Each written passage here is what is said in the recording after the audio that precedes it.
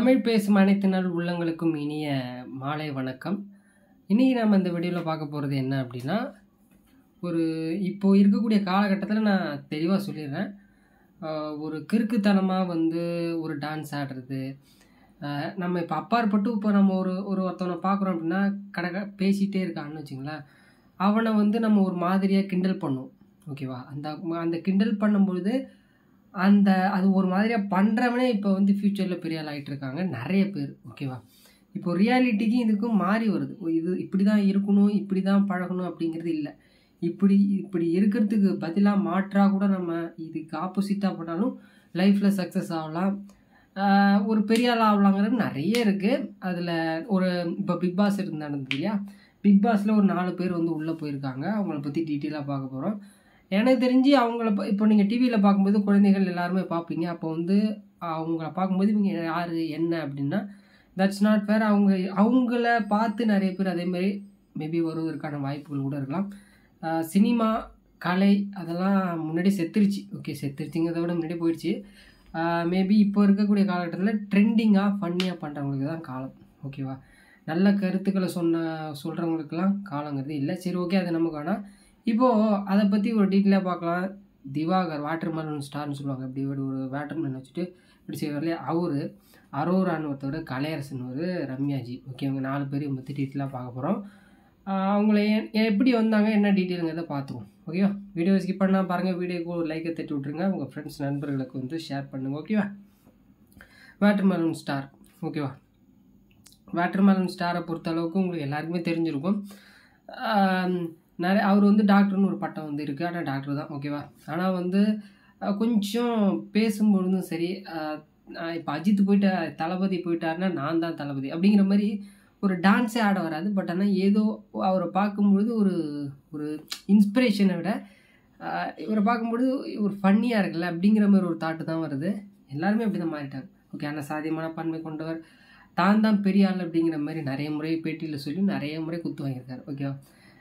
இப்போது நீங்கள் டிவியில் பார்க்குறீங்க, நான் பார்க்குறேன்னு, நாங்கள் பார்க்குறேன், நீங்கள் பார்க்குறீங்க. ஓகே, அவர் எப்படிப்பட்ட ஆளுங்கிறது தெரியும். குழந்தைகள் பார்க்கும்பொழுது குழந்தைகள் என்ன மைண்டில் வரும்? ஓகே, சிம்பிளாக சொல்கிறேன். குழந்தைகள் பார்க்கும்பொழுது இவர் யார், இப்படி வந்தார், நம்மளும் பிக் பாஸ் போயிடலாமா அப்படிங்கிற மாதிரி ஒரு தாட் வருமா? வராதா? இதேமாதிரி நம்மளும் பண்ணணும் அப்படிங்கிறது ஒருத்தவங்கள்ட்டேருந்து பரவும். ஆனால் இப்போ இருக்கிற காலகட்டத்தில் எல்லாருமே யாருக்கும் மரியாதை கொடுக்கறதில்ல. யாருமே சரி, குழந்தைகளும் சரி, பெரியவங்களும் சரி, 30 வயசு இருக்காங்கன்னா ஒரு 50 வயசுனா மரியாதை கொடுக்கறதில்ல, சொத்துக்காக அடிச்சிக்கிறது எல்லாமே நடந்துகிட்டு இருக்கு. கொலை பண்ணுறது எல்லாமே தட்ஸ் நாட் ஃபேர், எல்லாமே இட்ஸ் ஆல். அப்போது இந்த மாதிரி சினிமாவிலேருந்து இப்போ நீங்கள் நிறைய லோகேஷ் கனகராஜ் எடுக்கிறாரு படம். ஓகேவா? நான் பூமரங்கள்னு கூட நிறைய பேர் சொல்லுவாங்க. That's not fair. அது சினிமா அப்படி பார்க்கும்போது நமக்கும் அந்த ஒரு தாட் வரும். கத்தி எடுத்து ஊற்றலாமா, துப்பாக்கியில் சொல்லலாமா, இல்லை நம்மளும் அந்த ட்ரக்ஸ் அந்த மாதிரிலாம் நிறைய பண்ணலாமா? இப்போது நிறைய பேர் ஓகேவா, நிறைய பேர் இப்போது சூர்யா நடிச்சார் இல்லையா, ஐ திங்க் விக்ரம், அதுலேருந்து நிறைய பேர் வீடியோ எடுத்து போஸ்ட் பண்ணுறதுன்னு நிறைய பார்த்துருக்கேன். ஓகேவா? அப்போது உங்களுக்கு நல்ல கருத்துடைய ஒரு படம் எடுத்திங்கன்னா யாரும் பார்க்க மாட்டாங்க. ஏன்னா ரியாலிட்டி 2K கிட்ஸு ஃப்யூச்சரில் இப்படி தான் இருக்காங்க மக்கள் அப்படிங்கிறனால எல்லாருமே ஒரு எம்ஜிஆர் சிவாஜி எடுத்த படம் மாதிரி இப்போ எடுக்கிறது இல்லை. ஓகேவா? இப்போது அவங்க கூட சில கருத்துக்கள் பாடல்கள் நல்லாயிருக்கும். இப்போ என்ன ஆளுமா டோலுமா, அதுக்கப்புறம் யாரா டே அப்படிங்கிற மாதிரி என்ன பாடல்னே தெரில. தட்ஸ் நாட் பை ஹீரோயிசமாக காட்டுறாங்க. ஓகே, சரி, ஓகே. திவாகரை பற்றி பார்த்துட்டோம். இப்போ பார்க்கும்பொழுது டிவியில் பார்க்கும்போது அவங்கள பற்றி என்ன நினைப்பாங்க, அது உங்கள் விருப்பம்தான், ஒன்றும் கிடையாது. அதுக்கப்புறம் அரோரா எப்படி சொல்கிறது, ஒரு பேட் ஹாட்டாக வச்சு சப்ஸ்கிரிப்ஷன் வச்சு ஏர்னிங் பண்ணி இப்போ வந்திருக்காங்க. மேபி உங்களுடைய யாரோ ஒருத்தவங்க பார்க்குறாங்க அப்படின்னா எல்லாருக்குமே தெரியும். தட்ஸ் மேபி மொபைல் வச்சுருக்கவங்களுக்கு, மேபி டிவியில் பார்க்குறவங்களுக்கு இவங்க யார் பாடினா, யார் இவங்க, நான் அப்படி இவங்க எப்படி வந்தாங்க அப்படின்னு கேட்கும்போது அதில் ஏதாவது இருக்கா? இல்லை. ஓகே, அவங்க வரும்பொழுது அப்படி தான். அப்போது அது இந்த பிக் பாஸுங்கிறது உலகளாவே எல்லாருமே பார்க்கக்கூடியது. இவங்க வந்திருக்கும்போது இவங்கள்ட்ட என்ன கிடைக்கும், இவங்கள பார்க்கும்போது நமக்கு அவங்க எப்படிப்பட்டவங்கிறது தெரியும். அந்த சொல்லும் போதே இவங்கள இன்ஸ்பயர் எடுத்து கூட நிறைய பேர் வரலாம். இப்போ இந்த காலகட்டத்தில் நம்மளும் அரைகுறை ட்ரெஸ் போட்டு அப்படி மாதிரி பண்ணால் கூட வரலாம் அப்படிங்கிற ஒரு தாட் வரும். ஓகே, இதெல்லாம் சினிமாவோடும் சரி, மனிதர்கள் இந்த வீடியோ நான் போஸ்ட் பண்ணுறதே எதுக்கு அப்படின்னா, நான் சொல்கிறது மற்ற மற்ற உங்களுக்கு புரியுமோ இல்லையோ, பட் ஆனால் நான் வந்து இதில் ஒரு ஒரு ஒரு கீ பாயிண்ட் சொல்கிறேன். லைஃப்பை ஒரு இதுதான் நல்லது கெட்டது அப்படின்னு போங்க. உங்களுக்கு ஃபன்னியாக இருக்குது அப்படின்னா, நிறைய இன்ஸ்டாகிராமில் பார்க்கும்பொழுது அந்த ஃபன்னியாக இருக்கிறத ஃபன்னாக மட்டும் எடுத்துகிட்டு லைஃப்பை ஒரு பக்கம் நீங்கள் முன்னாடி போயிட்டே இருங்க. இன்ஸ்டாகிராம் பார்க்குறவங்களும் சரி, மற்ற ஃபேஸ்புக் எல்லாருமே பார்க்குறவங்களும் சரி, ஓரளவு வச்சுக்கோங்க. காலையிலேருந்து நைட்டு கூட பாருங்கள். ஓகே, நைட்டு 9-10 மணி வரைக்கும் பார்த்துட்டு ஸ்லீப் பண்ணிவிடுங்க. 12 மணி 1 மணி பார்க்கறதெல்லாம் நிப்பாட்டிடுங்க. உங்களுக்கு எதுவுமே கிடைக்காது. உங்களுக்கு கிடைக்கக்கூடியதுன்னா நோய், மற்ற இதெல்லாம் வந்து கிடைக்கும். ஓகே, மற்றபடி எதுவுமே நல்லது கிடைக்காது.